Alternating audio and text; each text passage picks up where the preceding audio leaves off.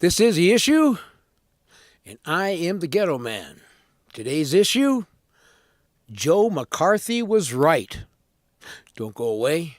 We'll be right back.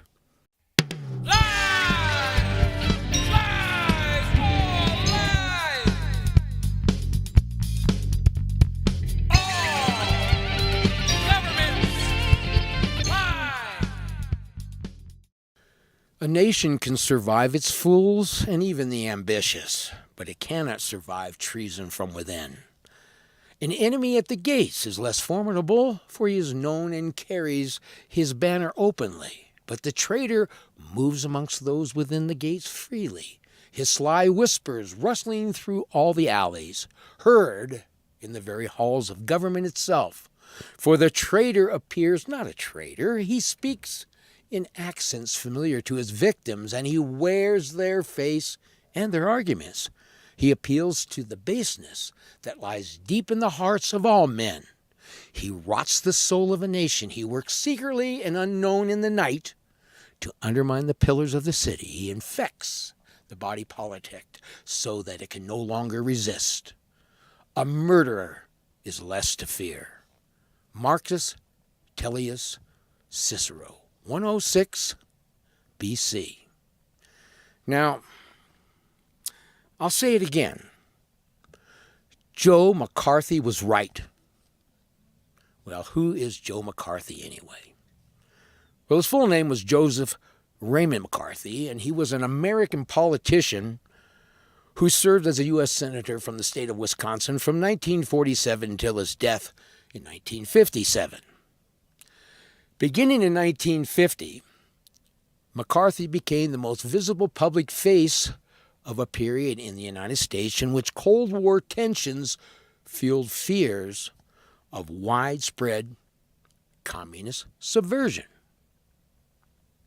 Now, he is known for alleging that numerous communist and Soviet spies and sympathizers had infiltrated the United States federal government, universities, film industry, and elsewhere. And his smear tactics ultimately led him to be censored by the United States Senate. Well, I think most of us have heard people say, oh, that's McCarthyism, you're just going after these people because, you got something against them and you're just trying to violate their constitutionally protected rights of a freedom of assembly and association. But that's not true. What Joe McCarthy was trying to do is he was trying to stop those people who would infiltrate our government and various different industries, that their ultimate goal was to overthrow the United States of America. And these people knew that by infiltrating the various parts of government and the film industries and the universities and in fact the entire teaching profession, that they could eventually take over from within. And it's interesting because just about the time that McCarthy started going after the communists, who were they were trying to get into these various different organizations for that purpose. And of course, those who stopped him were those who were there to help the communists infiltrate our government and our schools. And what's interesting to note is that the 10th plank of the Communist Manifesto, which is free education in public schools, came into effect just about the time that Joe McCarthy was trying to point out that the communists were, in fact, trying to infiltrate our country. Now, I know that the argument is that, a communist, even if you're a communist, you have a right to freedom of speech, you have a right to express yourself as a communist, and you have a right to promote communism. You have all those rights. And you do. That's what a free society is about.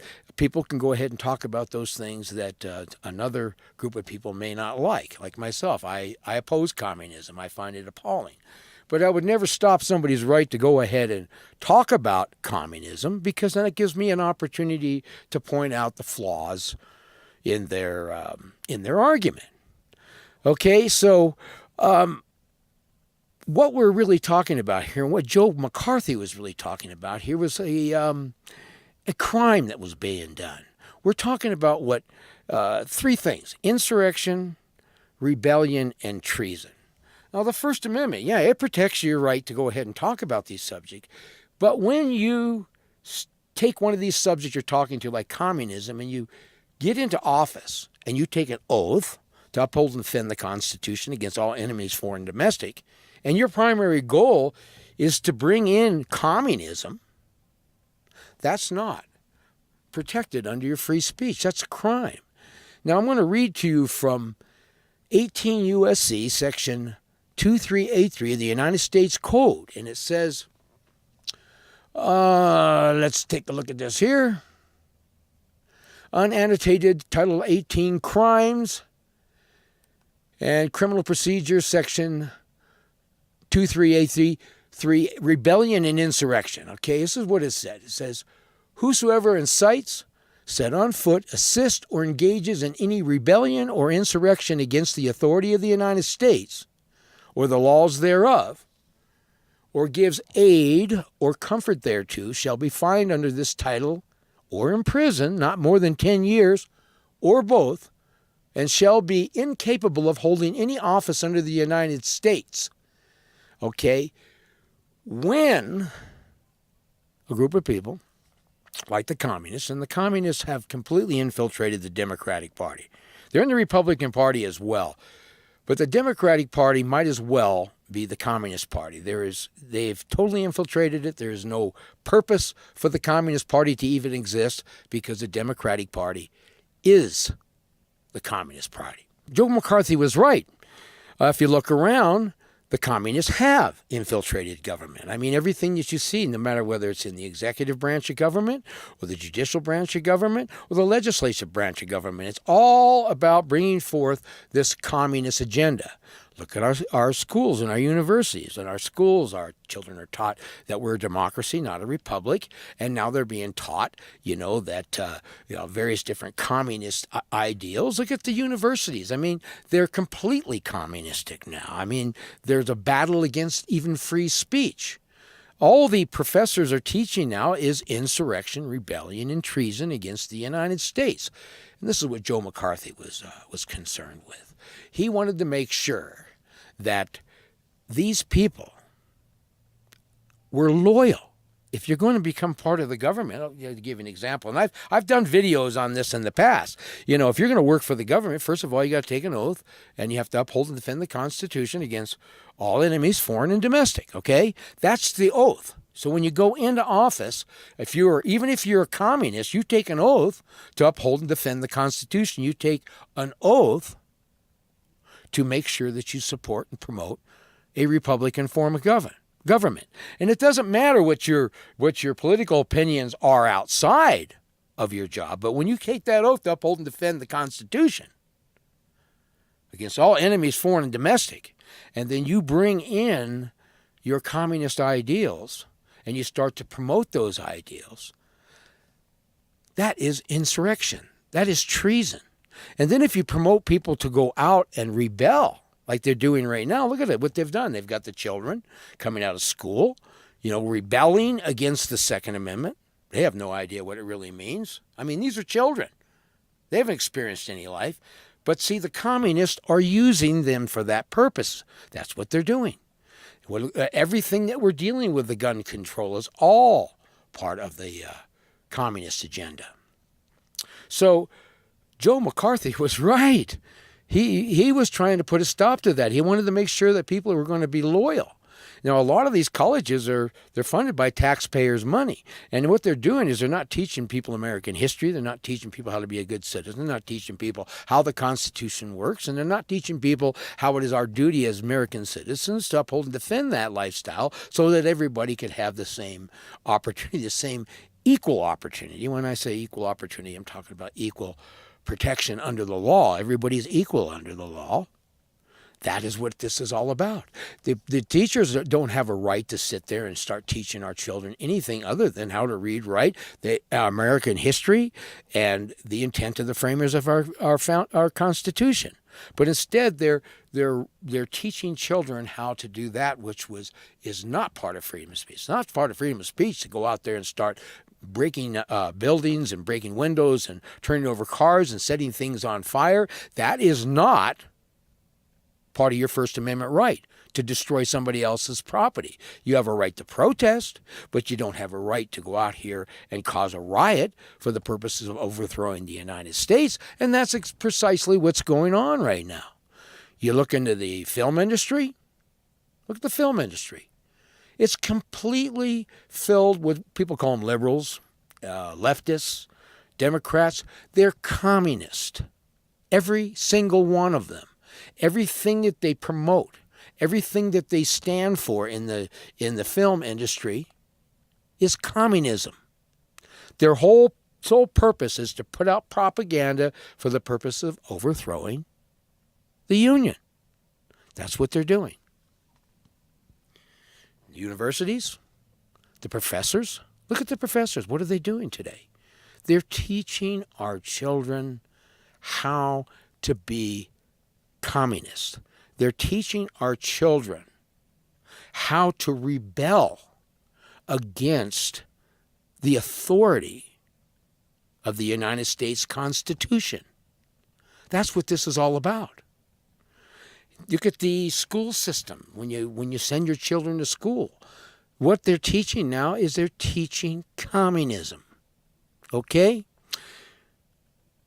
Joe McCarthy was trying to put a stop to a communist infiltration. And of course, he was stopped by his opponents. He was censured by Congress.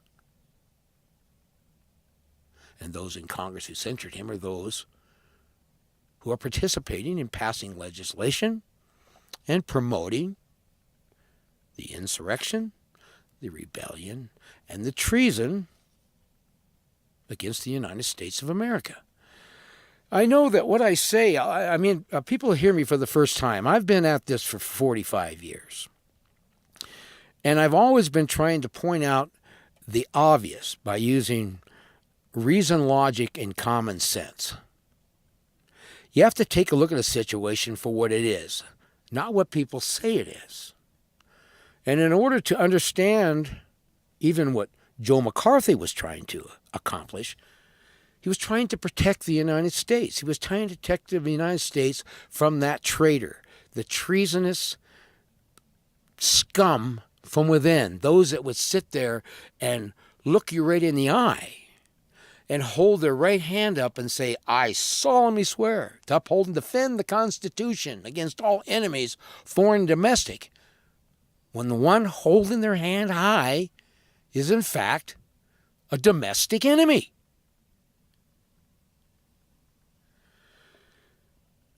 If you understand what a person's politics are, if you understand what the colleges are doing, what the professors are teaching, and what is being put in the minds of our children, who is coming out into our society, you'll see that Joe was right. He wanted to make sure that things that were taught in our schools, things that were taught in our universities, and the people that were going to serve us in government understood where their loyalties lied. And for that, he got censured. For that, now when you use the term McCarthyism, it sounds like, oh, God dang, you're discriminating. No, Joseph McCarthy, if you take a look at it, was not discriminating. He was very concerned about what is taking place today, how much of a stronghold that these communists have. Now, you know, they're tricky. They like to bring things in. They'll call it something else. So, the latest term that can be translated right into communism is being progressive or progressivism. I'm progressive. No, what she's saying is I'm a communist. And what my sole purpose is to infiltrate every part of government, every industry that I possibly can, the schools, so that I can promote the overthrow of the United States of America. That's all this communism about. I mean, when I was coming up, you know, when you called somebody a communist, that was That was a low blow. Now, as a Vietnam vet, I had to fight the communists when I was in Southeast Asia. And I never would have thought, and I don't think any of the vets out here would have ever thought, that there would become a day that we'd be living in the United States and the communists would start calling themselves Democrats, and we'd have to fight these idiots on our own soil. Now, had Joseph McCarthy been taken seriously and the American people taken seriously, we would have never allowed anybody to come into our government. Look, we got Bernie Sanders as a prime example. I mean, here's a guy who is an open socialist. Okay? He says he's a socialist. He takes a socialist platform. He even tries to combine a democratic socialist. You know, that's like trying to say that a woman can be a virgin whore. He's a socialist. How can a socialist, an open socialist, who's saying that my goal is to undermine the United States Constitution with socialism and overthrow the Union, how can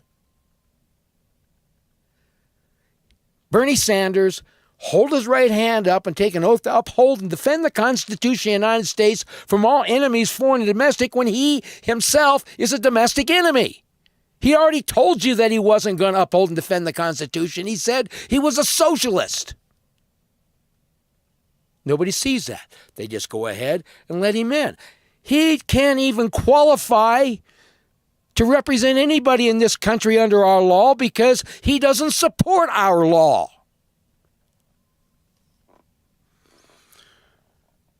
Joe McCarthy was trying to keep these kind of people who hate this country, hate our Constitution,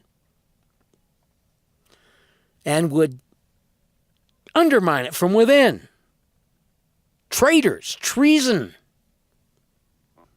So now we got to deal with these people. And now they live in your neighborhood. They're coming out of every school. They're in the government. They're in the courts. They're in the legislature. They're in your police departments. They're everywhere because they got their education from where? From the universities and the public school system. This 10th plank of the Communist Manifesto. I am the Ghetto Man. Thank you for watching. If you're politically correct, then you're legally wrong. And if you're not part of the solution, then you are the problem. Thank you for watching. Please subscribe to my channel and please share.